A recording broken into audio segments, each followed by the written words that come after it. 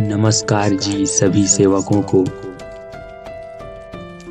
तो आज के इस वीडियो में हम जानेंगे कि इस मानव धर्म परमात्मा एक मार्ग के सेवक सेविकाएं उपवास क्यों नहीं रखते। तो चलिए वीडियो की शुरुआत करते हैं। भारत देश बहुधर्मी देश है। यहाँ पर विभिन्न समुदाय के लोग अपने अपने धर्म को मानते हैं और अनेक देवी देवता की पूजा अर्चना करते हैं, किंतु मानव धर्म सबसे अलग है। यहाँ सभी जाति धर्म के लोग एक हुए हैं। आज हम सभी अनेकों से एक हुए हैं। महान त्यागी बाबा जूनदेव जी यह एक योग पुरुष थे। वे जानते हैं कि समाज किन कारणों से अलग है, इसीलिए बाबा ने मार्ग में अंधश्रद्धा का नष्ट कर नई संस्कृति आगाज किया है और पुरानी विचार पुरानी भावनाएं छोड़ने को कहा है। बाबा ने कठिन परिश्रम और त्याग से एक भगवान की प्राप्ति किया और इस भगवत कृपा का लाभ सभी गरीब सभी पीड़ित लोगों को मिलकर उनके जीवन में सुख समाधानी मिले। इसीलिए बाबा ने हमें तत्व शब्द नियम दिए तथा सामाजिक समस्याओं का समाधान के लिए एवं जीवन में चलने के लिए सादी और सरल नियमावली दिए। इसका हमें पालन करना अनिवार्य है। इस मार्ग में आने से पहले जब हम दुखों से पीड़ित थे तब कई प्रकार के उपाय या उपकार किए, अन्य देवी देवता के उपवास भी रखे, लेकिन हमें कहीं भी किसी भी प्रकार के सुख समाधानी नहीं मिला। अंत में हमें इस परमात्मा एक मार्ग की जानकारी मिलने पर कार्यकर्ता से नियमों को समझकर हमने सपरिवार मरने का वचन दिया। जीवन में की हुई सारी पूजा और पुराने विचार बंद किए तथा बाबा के सिखवन के अनुसार तत्व शब्द नियमों का पालन करने पर भगवान ने हमारे सारे दुख दूर किए और हमें सुख समाधानी मिला। एक वर्ष में कई प्रकार के त्योहार आते हैं।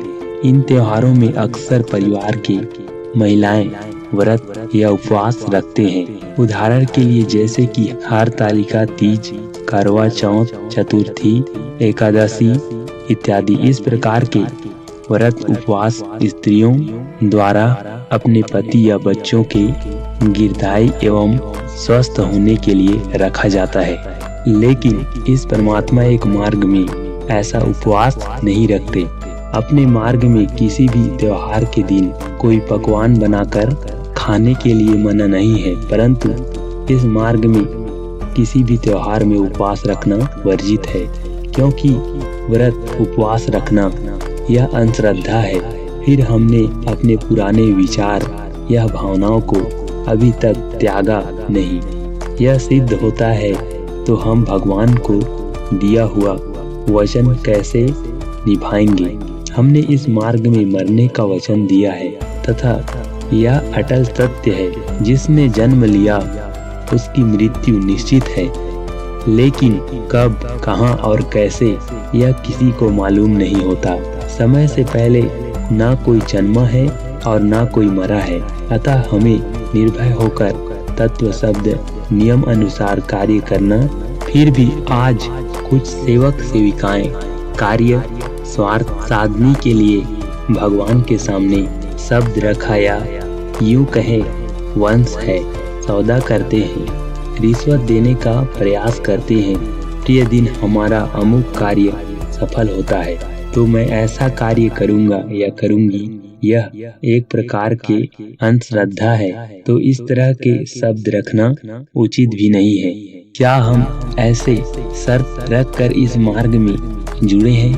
भगवान हमें इतना कुछ देता है कि हम संभाल नहीं सकते, फिर भी सेवक इस प्रकार के पुराने विचारों पुराने भावनाओं सामने लाने शब्द रखते हैं।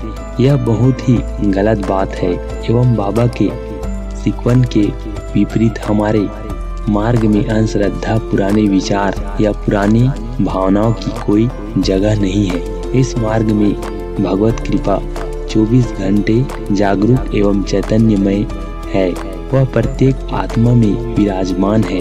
एवं वह कर्म अनुसार शब्दों वचनों पर कार्य करते हैं। जैसे शब्द हम निकाल लिए उसी प्रकार का परिणाम मिलता है, अर्थात बुरे शब्दों का परिणाम बुरा एवं अच्छे शब्दों का परिणाम अच्छा होता है। स्त्रियों की परिवार में अन्य कार्यों के साथ बच्चों की जिम्मेदारी का अहम भूमिका होती है। फिर बच्चों की गलत हरकतों के कारण स्त्रियों को अधिक मानसिक तनाव सहना पड़ता है तथा कभी कभी पति के बुरे व्यवहार के कारण भी बहुत कष्ट सहना पड़ता है।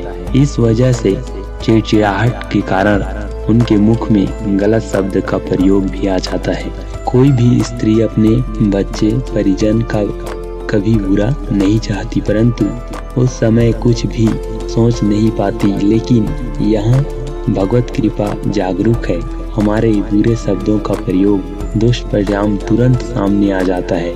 ऐसे में अपनी गलतियों का सही समय पर स्वीकार करता हूँ या करती हूँ। भगवान से क्षमा याचना मांगने पर हमारे जो दुख है वह दूर हो जाते हैं फिर। लेकिन यदि उसके लिए देर हो जाए तो एक गंभीर समस्या का निर्माण हो सकती है। अतः बाबा ने दिए नियमों में कहा है, केवल स्त्रियों ने नहीं, परिवार के किसी भी सदस्य से किसी को बुरे शब्दों में नहीं कहना चाहिए। और बाबा ने कहा है, इस परमात्मा एक मार्ग में उपवास रखना वर्जित है, इसमें उपवास नहीं रखा जाता।